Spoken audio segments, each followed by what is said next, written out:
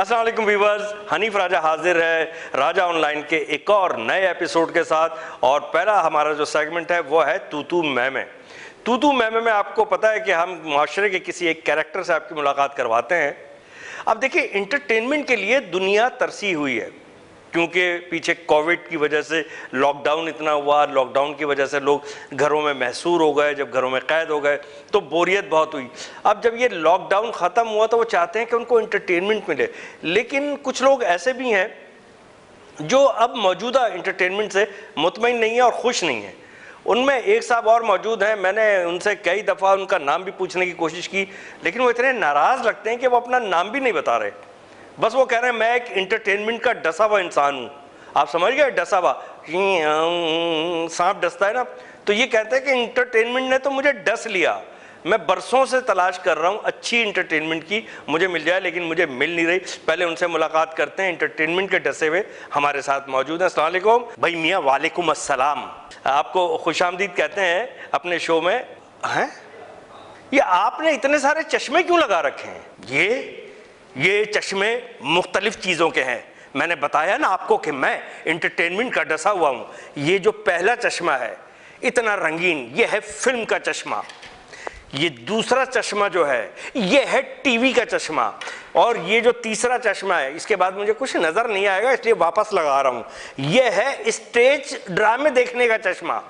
मुस्तकिल इस कोशिश में हूँ, मुस्तकिल इस तलाश में हूँ कि किसी तरह मुझे इंटरटेनमेंट मिल जाए, लेकिन कई सालों से तलाश कर रहा हूँ। पिछले कई सालों से मुझे आप यकीन कीजिए कि इंटरटेनमेंट नहीं मिल रही। अब वो बात ही नहीं रही जो पहले कभी हुआ करती थी इंटरटेनमेंट की। इसीलिए तो कहता हूँ कि मैं इंटरटेनमेंट का डसा हुआ हूँ। देखिए, इंटरटेनमेंट के डसे हुए साहब, आप फिल्म टीवी स्टेज से बहुत नाराज नजर आते हैं। आखिर क्यों? अरे भाई, आप समझे नहीं पहले जैसे मजे का मतलब। भाई पहले जैसे मजे का मतलब ये, जैसा कि मैंने आपको बताया कि ये फिल्म का चश्मा है। अब वो फिल्म कहाँ रही? ये टीवी का चश्मा है, यानी टीवी देखने का चश्मा। अब वो टीवी कहाँ रहा?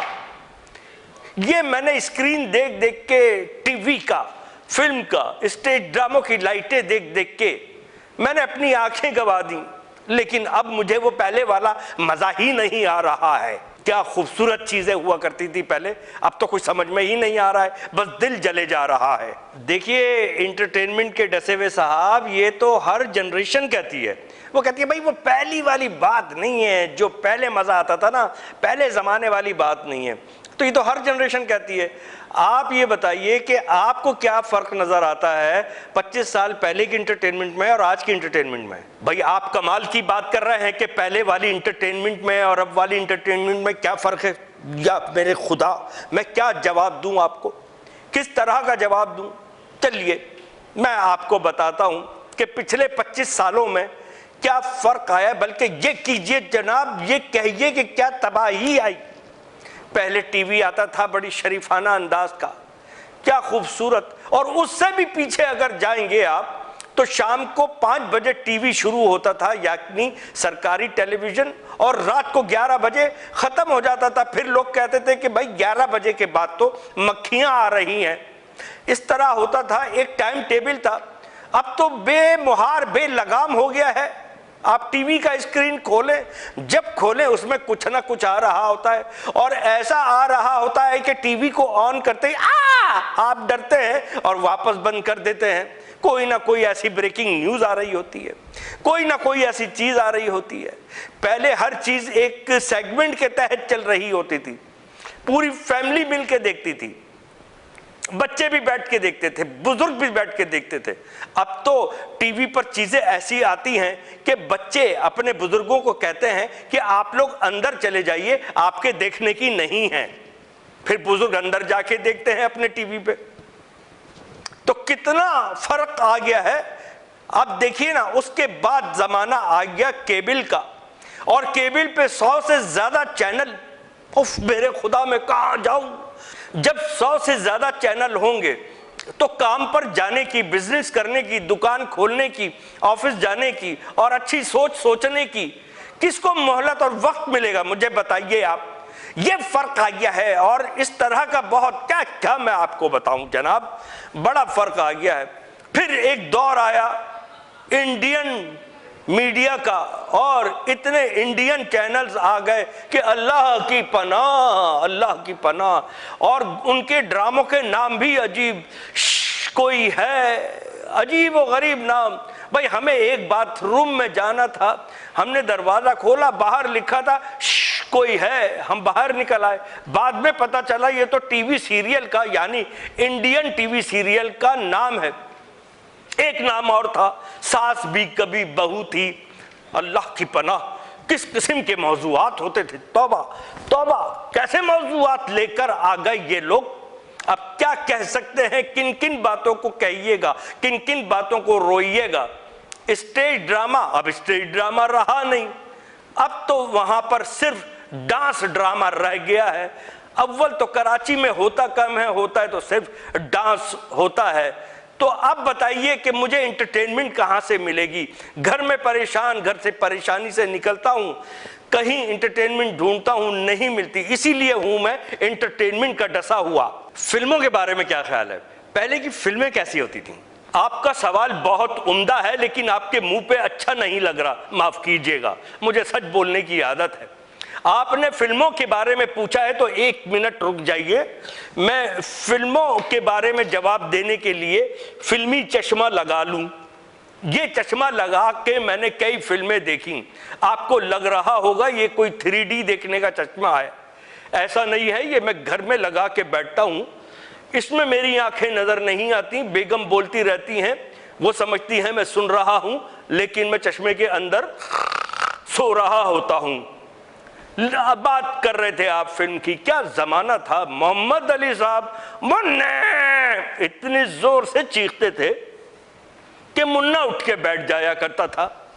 और क्या खूबसूरत फिल्में हुआ करती थी, वाह वाह वाह, पूरी फैमिली फिल्म। नदीम और शबनम क्या कहने, हर फिल्म में उनका कोई ना कोई मजेदार डायलॉग होता था। शबनम हिचकियां ले लेके कहती थी कि राजू, तूने दुनिया में मेरा कितना दिल दुखाया राजू, कयामत के रोज मैं तेरा दामन पकड़ूंगी। तो राजू यानी नदीम साहब क्या कह रहे हैं, अरे हाँ हाँ हाँ, जानता हूं जानता हूं जानता हूं, तू क्या कयामत के रोज मेरा दामन पकड़ेगी, मैं तो ब्लाउज पहन के आ जाऊंगा। अब आप समझ ही गए होंगे कि ब्लाउज में दामन नहीं होता। तो क्या वो फिल्में थी। फिर दौर आया गंडासे की फिल्मों का, सुल्तान राही साहब की फिल्मों का। उनकी फिल्मों का कमाल यह था कि अगर हीरोइन दूसरे शहर से आवाज मारे वीरा, तो वीरा 500 किलोमीटर घोड़े पे ही बैठ के पहुंचता था। लेकिन लोगों ने वो फिल्में भी बहुत पसंद की। सुल्तान राही साहब बहुत बड़े अदाकार थे।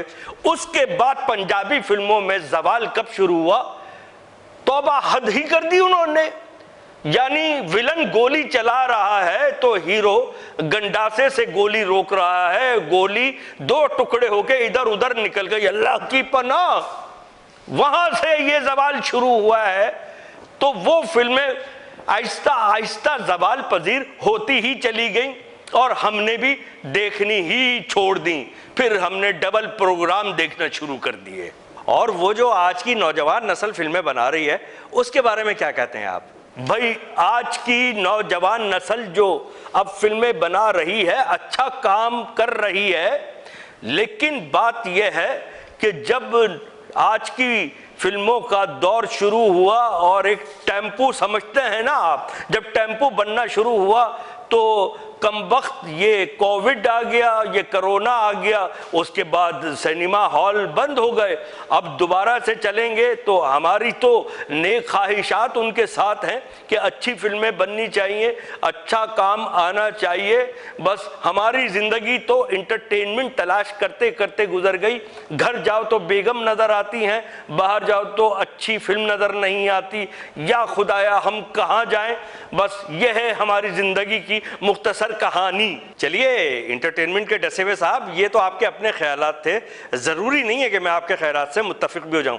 व्यूअर्स, ये थे इंटरटेनमेंट से डसे हुए एक साहब। अल्लाह करे कि इनको अच्छी सच्ची और असली एंटरटेनमेंट मिल जाए और ये खुश हो जाएं ताकि इनकी नाराज़गी ख़त्म हो। इस वक्त ब्रेक का वक्त हुआ है। ब्रेक से जब हम वापस आएंगे तो आपकी मुलाकात करवाएंगे अपने दूसरे सेगमेंट टैलेंट ऑनलाइन की मज़ेदार चीज़ों से। तो एक छोटा सा ब्रेक।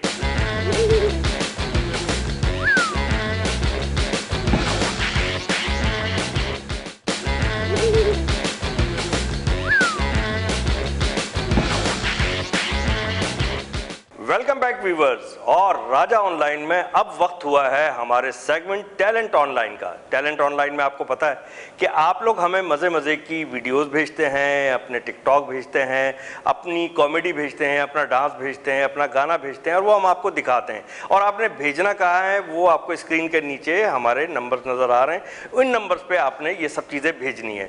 अच्छा, बहुत सारे लोगों ने बहुत मज़े की हमें पिक्चर्स भेजी हैं, आप लोग भी भेजें वो पिक्स जो सोशल मीडिया पे वायरल हो रही होती हैं, उनको आप हमारे पास भेजें और वो मज़ेदार होंगी, हिलेरियस होंगी, यानी बहुत मज़ाहिया किस्म की होंगी, तो हम उनको ज़रूर शेयर करेंगे।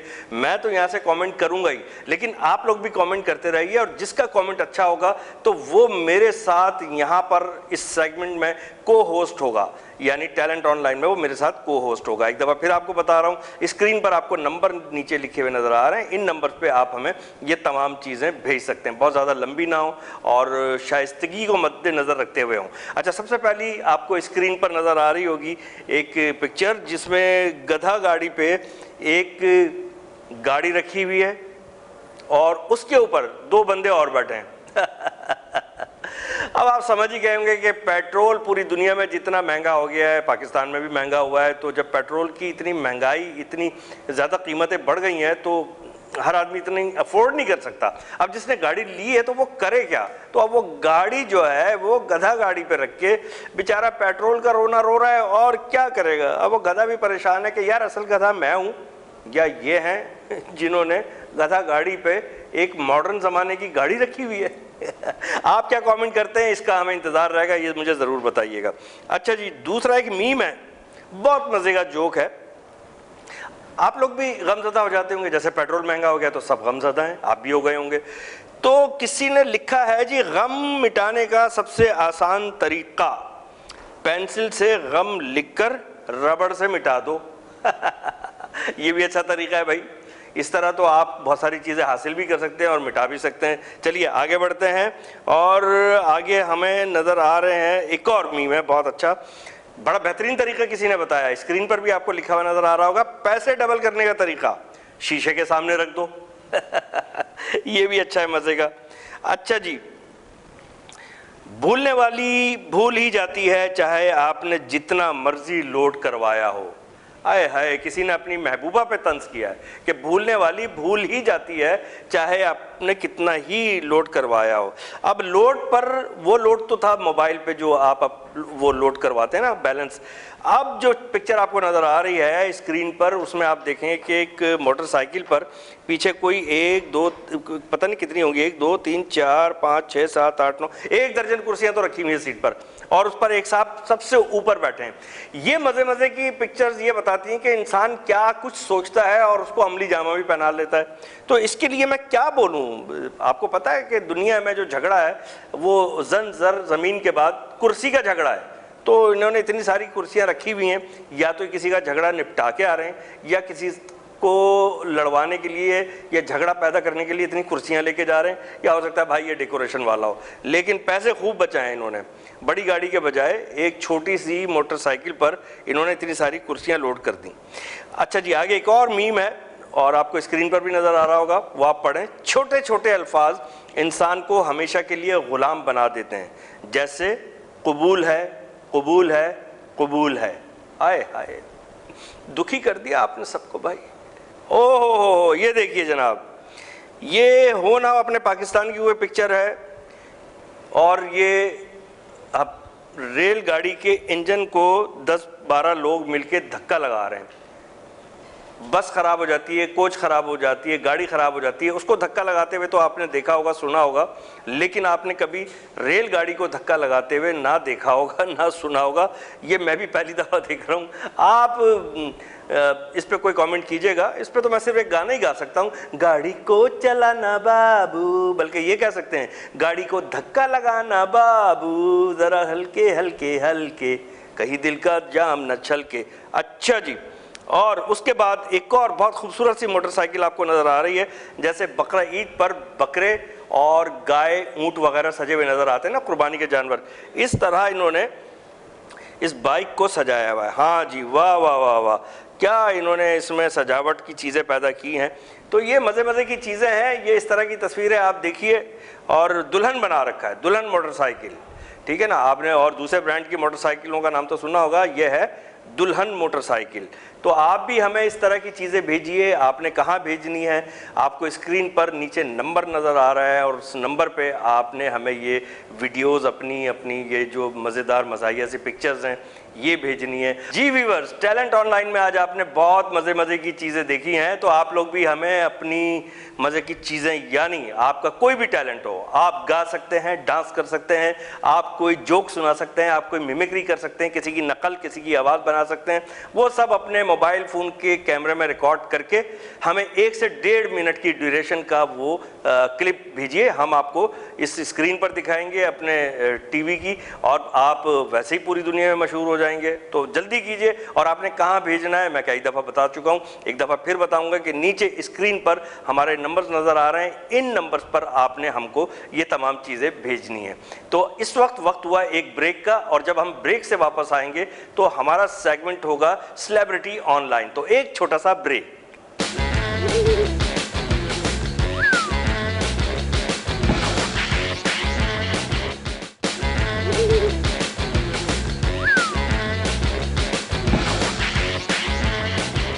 वेलकम बैक व्यूअर्स, राजा ऑनलाइन में एक दफ़ा फिर आपको खुशामदीद कहते हैं। और इस वक्त हमारा सेगमेंट है सेलिब्रिटी ऑनलाइन, और इस वक्त जो ऑनलाइन हमारे साथ सेलिब्रिटी हैं, बहुत खूबसूरत आवाज़ की मालिक हैं, बहुत अच्छा गाती हैं, देखने में भी बड़ी खूबसूरत हैं। आप उनको कोक स्टूडियो में सुन भी चुके हैं और देख भी चुके हैं, बड़ा खूबसूरत उन्होंने गाया। इस वक्त यहाँ पर मौजूद हैं हमारे साथ निम्रा रफ़ीक। अस्सलाम वालेकुम निम्रा। वालेकुम अस्सलाम, कैसे हैं आप? मैं बिल्कुल ठीक हूँ। आपको अपने शो राजा ऑनलाइन में खुशामदीद कहते हैं। बहुत बहुत शुक्रिया मुझे यहाँ पे बुलाने का, मुझे बहुत खुशी हो रही है आपके साथ शो का पार्ट बनने के लिए। बहुत शुक्रिया, हमें बहुत अच्छा लग रहा है, इतनी अच्छी आपकी आवाज़ है। और वैसे तो आपको हम टेलीविज़न के मुख्तलिफ शोज़ में भी देखते रहते हैं, कॉन्सर्ट हमने बड़े साथ किए हैं, और क्या आप बाकमाल आर्टिस्ट हैं। लेकिन जो कोक स्टूडियो में आपने गाया उसका तो जवाब ही नहीं। तो मैं ये चाहूँगा कि बातचीत का आगाज़ तो हम बाद में कर लेंगे। इस वक्त जो है आप कोक स्टूडियो में जो आपने बड़ा खूबसूरत गाया था इल्लल्लाह, ज़रा वो सुनाइए, वहाँ से शुरू करते हैं। बिल्कुल बिल्कुल। ये है कहानी मेरे दिल की, जो हूँ सुनाने चला, सबने बताया, रास्ता दिखाया, फिर भी अंधेरा रहा। अल्लाहू अल्लाहू जग ये कहता रहा, मेरा जीना लगा, मैं उठा चल दिया, मैंने सजदे में गिर के जो दिल को सुना, तेरा नाम सुना मैंने इल्लल्लाह। माशाल्लाह, क्या कहने, सुभान अल्लाह। और क्या अल्लाह ताला ने आपको खूबसूरत आवाज़ दी है। हमारी दुआ है कि अल्लाह ताला आपकी आवाज़ में और निखार पैदा करे। थैंक यू सो मच, बहुत शुक्रिया। अच्छा ये बताइए, क्योंकि आप मेरे शो में पहली दफ़ा आई हैं, कुछ मुख्तसरन अपने बारे में बताइएगा कि आपने कब शुरू किया और कैसे शुरू किया इस शो बिजनेस में, आप किस तरह आई? ओके, अच्छा, मैंने आज से 13 साल पहले गाना स्टार्ट किया था एक रियलिटी शो से, और क्योंकि वो एक चैनल का था तो जाहिर सी बात है वो एक कांटेक्ट बना, लोगों ने बुलाना शुरू किया, मॉर्निंग शोज़ में जाना शुरू किया, इसी तरीके से डिफरेंट लोगों से मिली, शोज ओपन करना स्टार्ट किए, छोटे छोटे 15-15, 10-10 मिनट की परफॉर्मेंसेस। इस तरह आगे बढ़ती रही। साउंड्स ऑफ कोलाची बैंड से फिर मैं मिली, फिर कोक स्टूडियो तक गई, फिर आगे बहुत सारे प्लेटफॉर्म्स मुझे मिलना शुरू हुए, लोग जानना शुरू हुए। लेकिन ज़्यादातर जो रिकग्नाइजेशन मिली है मुझे, वो ज़्यादातर कोक स्टूडियो से मिली है। तो अब लोग जानते हैं मुझे, पहचानते हैं, सुनते हैं गाने मेरे, फॉलो करते हैं मुझे। बिल्कुल जी, बिल्कुल। अच्छा ये बताइए कि कोक स्टूडियो एक बड़ा प्लेटफॉर्म था, ठीक है ना? पहले आपने कुछ बैकिंग की, यानी कुछ सिंगर्स के साथ पीछे खड़े होकर भी गाया, तो वो कौन से गाने थे, कौन से सिंगर्स थे?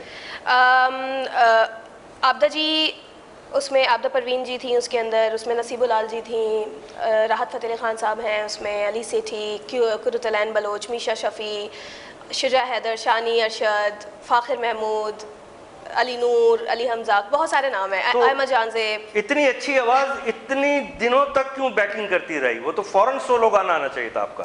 बस वो मैं कुछ भी नहीं कह सकती इस पे। जाहिर सी बात है कि आहिस्ता आहिस्ता आपको चांस मिलना शुरू होता है। और बैकिंग्स तो मैं अभी भी कर रही होती हूँ, अभी भी जो नेक्स्ट सीजन आ रहा है मैं उसमें भी कर रही हूँ। तो इट्स लाइक लोग मुझे मोस्टली मेरे अपने गानों की वजह से नहीं, मुझे बैकिंग्स की वजह से पहचानते हैं। तो वो मैं कर रही हूँ अभी भी। लेकिन अब ये है कि फाइनली वो बैकिंग से मेन स्टेज तक का भी टाइम आ चुका है अब।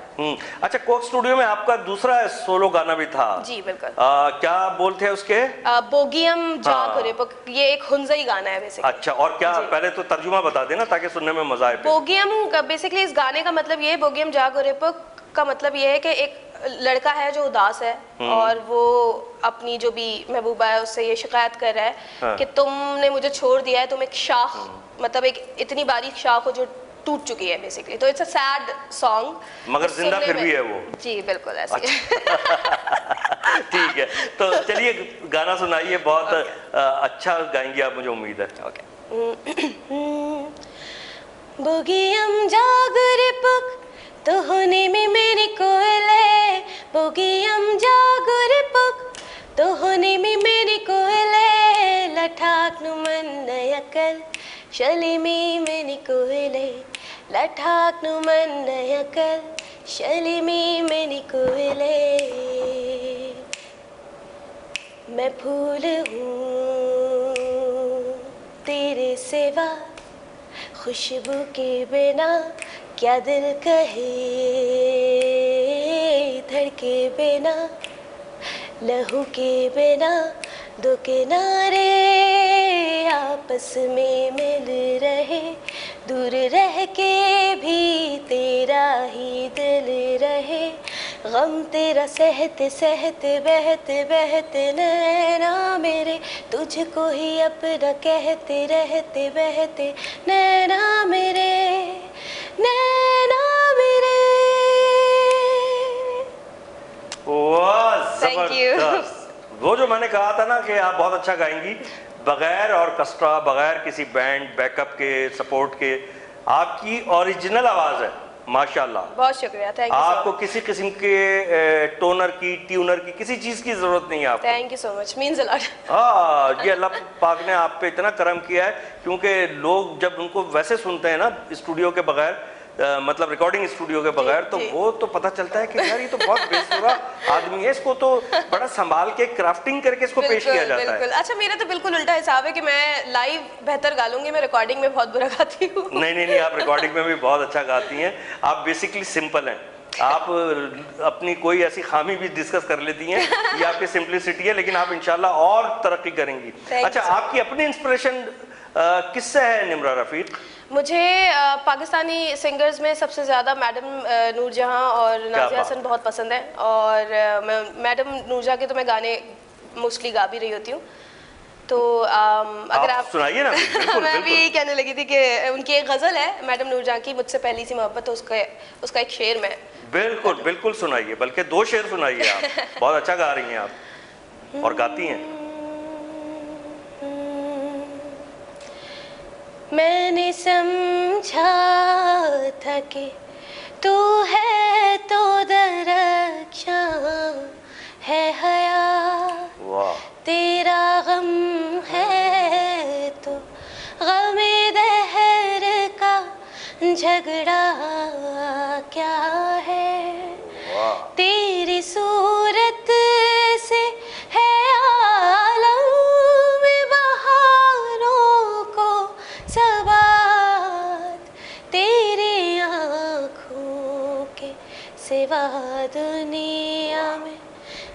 रखा क्या है तेरी आँखों के सिवा दुनिया में, रखा क्या है।